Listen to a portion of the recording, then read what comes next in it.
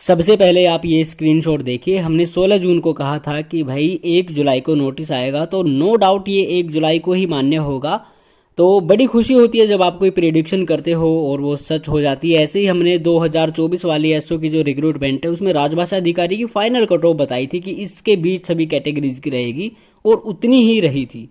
तो ऐसी ऐसी चीज़ें बड़ी अच्छी लगती हैं जब आप कोई ऐसी प्रेडिक्शन करते हो। खैर इस बार आईबीपीएस भाई बड़े धमाकेदार मूड में है, वो अच्छी खासी वैकेंसी लेके आया है।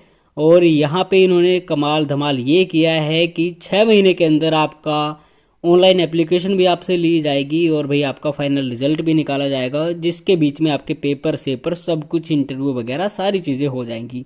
तो इस बार आईबीपीएस कुछ अलग ही रंग में है, इसीलिए इन्होंने रिवाइज कैलेंडर को किया था। तो अब यहाँ पे हम आगे चलते हैं, और ये है भैया CRP POMT के लिए उनकी भी 15वीं रिक्रूटमेंट है, और SPL स्पेशलिस्ट के लिए भी 15वीं रिक्रूटमेंट है। तो पहले क्या होता था, ये अलग अलग रिक्रूटमेंट होती थी, मतलब PO की अलग चलती थी और SO की अलग चलती थी, क्लर्क की अलग चलती थी। फिर ये 1 अप्रैल को सबका फाइनल रिजल्ट निकालते थे। लेकिन इस बार ये कुछ अलग ही मूड में है। यहाँ पे देखो POMT और स्पेशलिस्ट ऑफिसर सभी का क्या इन्होंने किया है, 1 जुलाई से 21 जुलाई तक आपको इसके लिए आवेदन करने हैं दोनों के लिए। उसके बाद में प्री एग्ज़ाम ट्रेनिंग ये PO की होती है, अगस्त 2025 में होगी। फिर ऑनलाइन प्री एग्ज़ाम दोनों के अगस्त 2025 में होंगे।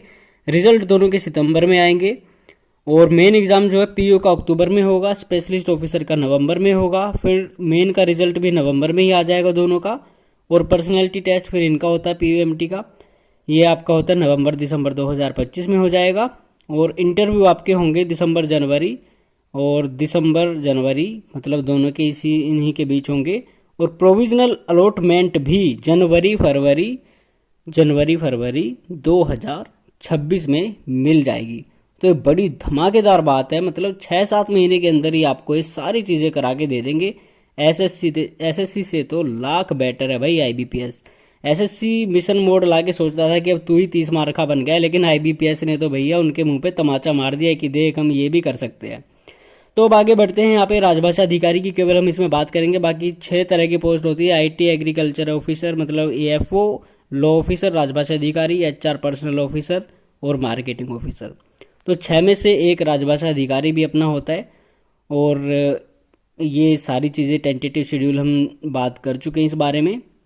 अब हम चलते हैं जो इस नोटिस में इम्पोर्टेंट चीज़ें हैं वहाँ पे। बाकी आप इसको एक बार डाउनलोड करके पढ़ लेना, हमारे टेलीग्राम चैनल पर आपको ये नोटिस मिल जाएगा।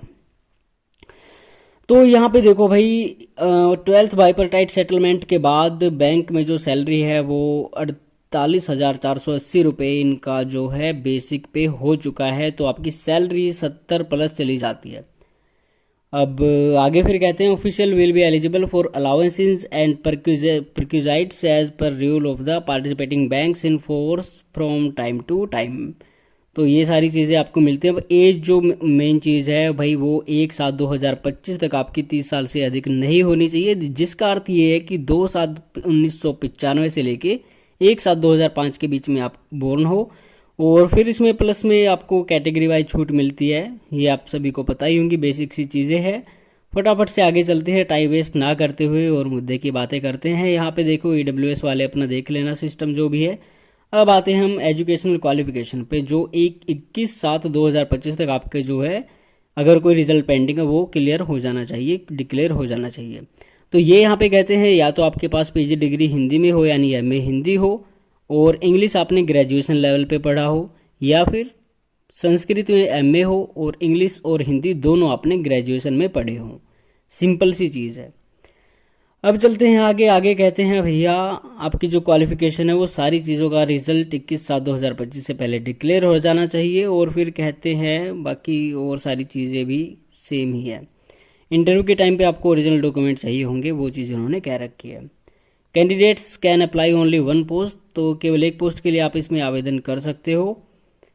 और अब आगे चलते हैं। तो 175 फीस है SC ST PWBD कैंडिडेट के लिए, और ऑल अदर्स के लिए 850 रुपये फीस है।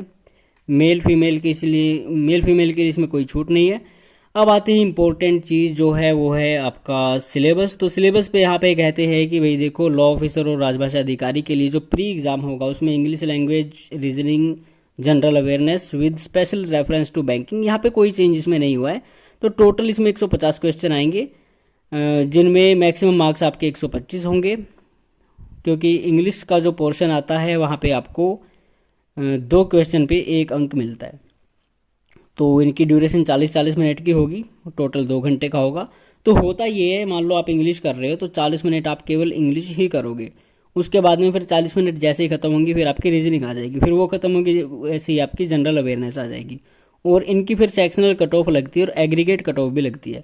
मान लो आपकी इंग्लिश की 25 में से 12 पे कट ऑफ गई है, रीजनिंग की 50 में से 10 पे कट ऑफ गई है, जनरल अवेयरनेस की 5 पे गई है, तो एग्रीगेट करके फिर हो सकता है इनकी 40-45 ऐसी कुछ कट ऑफ बना दे, लेकिन इतनी ज़्यादा जाती नहीं है, मैंने कुछ ज़्यादा ही बता दी। अब आगे चलते हैं मेन एग्जामिनेशन। तो प्री के बाद आपका मेन एग्जाम होगा। मेन एग्जाम में क्या बताते हैं, राजभाषा अधिकारी के लिए अलग है, बाकियों के लिए अलग है। तो राजभाषा अधिकारी के लिए प्रोफेशनल नॉलेज होती है, ऑब्जेक्टिव मतलब 45 क्वेश्चन आते हैं, जिनके लिए 1-1 अंक होता है। और प्रोफेशनल नॉलेज में 2 क्वेश्चन आते हैं आपके 7.5 नंबर के, तो टोटल ये 60 नंबर का होता है। वो डिस्क्रिप्टिव होता है। डिस्क्रिप्टिव का मतलब ये आपको कंप्यूटर पे टाइप करना होता है, इंस्क्रिप्ट में हिंदी टाइप करो या फिर रेमिंगटन में, और इंग्लिश जो है वो इंग्लिश का तो एक ही कीबोर्ड रहता है। तो दोनों के लिए अलग अलग टाइम होता है। 30 मिनट पहले आपके ऑब्जेक्टिव आपको क्वेश्चन करने पड़ेंगे, अगले 30 मिनट में आपको ये 2 डिस्क्रिप्टिव टाइप करके क्वेश्चन करने पड़ेंगे, और नेगेटिव मार्किंग होती है। और सबसे बड़ी चीज़ ये है कि भैया यहाँ पे आपके 5 ऑप्शन आते हैं IBPS में, ये बात आपको पता होनी चाहिए अगर आप पहली बार देख रहे हो तो। और प्री आपका केवल क्वालिफाइंग है, मार्क्स जो आपके मेन और इंटरव्यू के हैं उनके आधार पर ही आपका सिलेक्शन होगा। 80% मेन के लगते हैं, 20% इंटरव्यू के लगते हैं, उस हिसाब से आपके 100% में से मार्क्स आते हैं। एग्जामिनेशन सेंटर, स्कोर वगैरह, इंटरव्यू वगैरह, ये सारी चीज़ें इन्होंने यहाँ पे दी हुई है। और आगे लिस्ट ऑफ डॉक्यूमेंट कौन कौन से इंटरव्यू के टाइम पे आपको अपलोड कैसे कैसे करने, वो सारी चीज़ें बताइए। प्रोविजनल अलॉटमेंट भी इन्होंने बताई है यहाँ पे, कैसे क्या कुछ प्रोसीजर करके होगा। रिजल्ट लिस्ट भी निकाली जाती है 20% वैकेंसी इसकी। और अब चलते हैं आगे। आगे आपको वैकेंसीज बता देते हैं फटाफट। अप्लाई कैसे करना है, जो पहली बार अप्लाई कर रहे हैं या फिर जो सीधे साधे बंदे हैं, वो यहाँ पे आप अपना एक बार पढ़ लेना, किस साइज़ का आपका फ़ोटो होना चाहिए, क्या कुछ होना चाहिए। जनरल इंस्ट्रक्शंस हैं, ये आप एक बार ज़रूर देख लें।